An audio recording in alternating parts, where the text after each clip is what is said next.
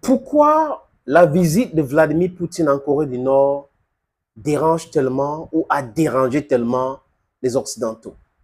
Sur les différents médias, c'était du Russia bashing, c'était de l'inquiétude. Pourquoi?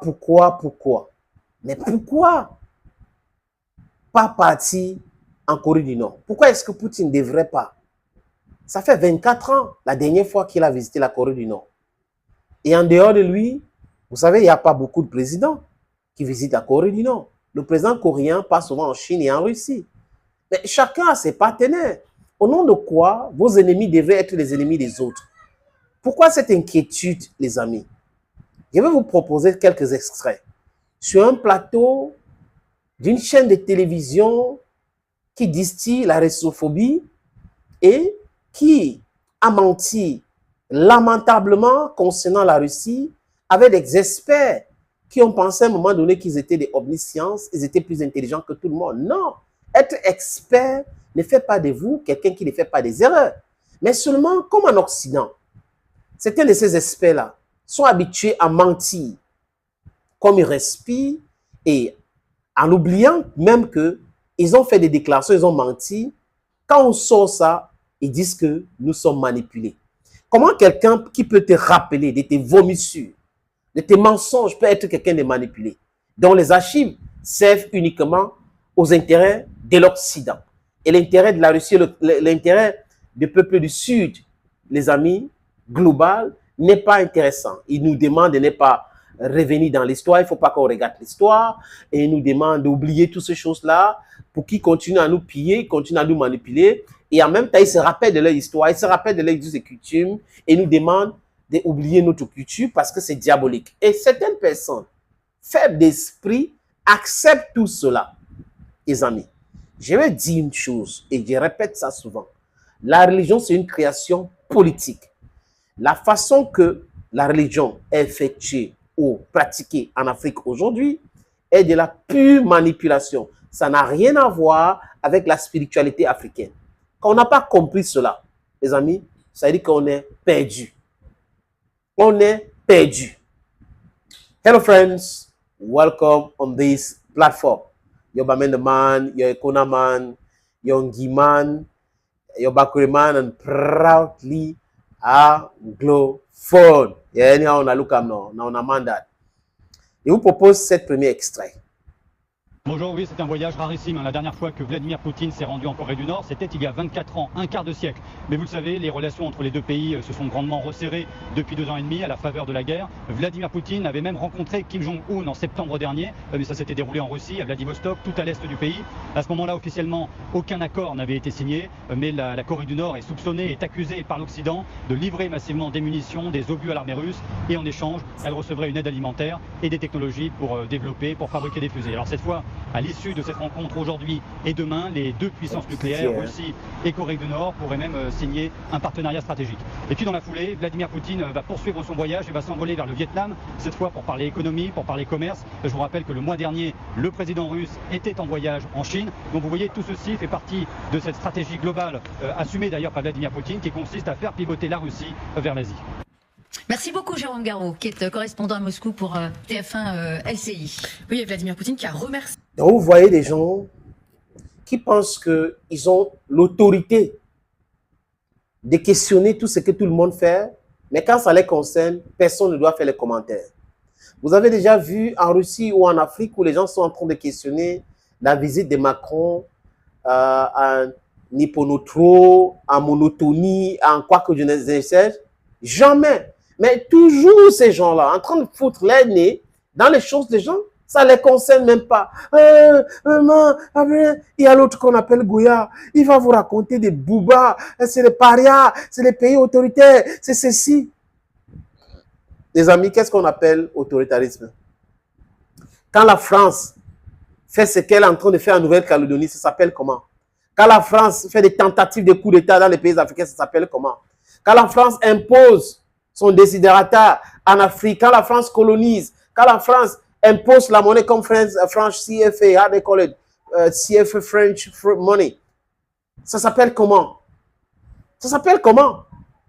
Donc, you should not just be coining what you do as something that is good for everybody?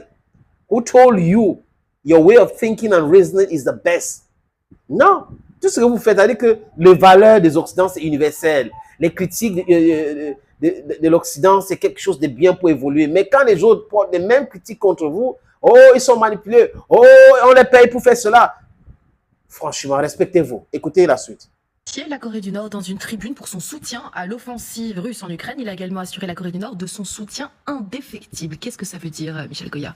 Eh bien, c'est l'alliance des exclus d'une certaine façon. C'est l'alliance des pays les plus les plus sanctionnés au monde, l'alliance des parias, où alors de manière un peu étonnante d'une certaine façon, peut-être aussi un peu humiliante aussi pour la grande Russie, où finalement c'est la Corée du Nord qui a non pas sauvé la Russie en Ukraine, mais a quand même contribué largement à changer un peu le cours des choses en fournissant simplement, on parle de 5 millions d'obus d'artillerie, et ça c'est effectivement, ça a changé un peu la situation sur place. Donc d'une certaine façon, la Corée du Nord a en partie sauvé la guerre de Vladimir Poutine. Et alors, en échange de quoi, justement? Ça c'est une bonne question, c'est que, alors, ça a déjà été évoqué, hein. La Corée du Nord, c'est ça ce paradoxe que la Corée du Nord, c'est, je rappelle, c'est le produit intérieur brut du département de l'Isère, hein, la Corée du Nord, mais c'est en même temps, c'est un pays, une puissance nucléaire. Voilà pour vous les amis, des gens, les donneurs de leçons. C'est la peur, c'est la peur, ils sont paniqués, ils ne savent pas quoi faire, donc ils invitent les mêmes gens qui ont menti au début de la guerre en Ukraine pour venir nous raconter des boubas. Et moi j'aime les regarder. J'aime les regarder parce que ça me fait pitié souvent, ça fait qu'on a des éléments pour déconstruire les mensonges. Parce que si on ne les regarde pas, il y a des esprits faibles, comme je le dis souvent, qui vont les écouter et qui vont prendre tout ce qu'ils sont en train de dire au sérieux. Donc nous autres, vous qui avez la capacité d'analyser tous les mensonges que ces gens distillent, il faut les regarder et il faut déconstruire tout ce mensonge-là pour éclairer nos frères, nos sœurs, qui n'ont pas la bonne compréhension de tout ce qu'on est en train de dire là, les amis. Parce que l'Afrique va se libérer par la bonne information et la bonne éducation. L'éducation qu'on a reçue jusqu'à présent, c'est une éducation intoxiquée. C'est quelque chose de mauvais pour nous. Donc, il y a tout ce travail-là qu'il faut faire aujourd'hui. Et vous tous, nous, moi, toi, tu dois le faire. Every single person. Africa belongs to Africans. We must analyze geopolitical subject matters with the interest of Africa at heart. Understand these people, see what they are doing, what is not correct, their interaction with other people in the world. To know where we are is very important. La suite et la fin, les amis, écoutez. Qui a peut-être 70 ogives nucléaires, c'est des plus importantes armées en volume du monde, et en même temps c'est un pays misérable, c'est un pays où on est au bord de la famine en permanence, donc il y a besoin d'aide, simplement d'aide alimentaire d'une part, et qui a besoin aussi d'aide, j'allais dire technique un peu pour ses ambitions, et donc on soupçonne très, très fortement la Russie d'apporter effectivement ce soutien technique et d'aider la Corée du Nord à notamment développer, renforcer son arsenal nucléaire. Alors Xavier, est-ce que ce partenariat stratégique a de quoi faire peur aux Européens et aux Américains? Il va concrétiser une situation qu'on imagine depuis plusieurs mois. Il y a d'un côté quelque chose que l'on sait maintenant qui est prouvé, c'est la livraison des obus, de missiles aussi de la part des Nord-Coréens, un armement important et qui a permis aux Russes de tenir et d'avancer sur le front ukrainien. Donc à ce titre-là, c'était un apport en armement qui a été décisif dans les derniers mois sur ce front. Et la grande question, c'est de savoir qu'offre la Russie en échange. Or là, il y a plusieurs pistes et toutes ces pistes mènent au nucléaire, notamment pas forcément exactement sur la bombe elle-même, mais sur les... Les gens qui donnent des leçons aux autres, qui n'arrivent pas à pratiquer ce qu'ils donnent comme leçon aux autres, les gens qui pleurnichent tous les jours, mais le monde évolue, les choses changent, les gens comprennent, et vous ne pouvez rien. There is no return to the evolution we are in right now. No way. No way.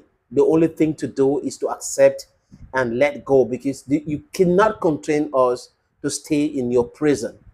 Thank you, friends, who is watching vids on this platform. Stay blessed, and bye-bye for now.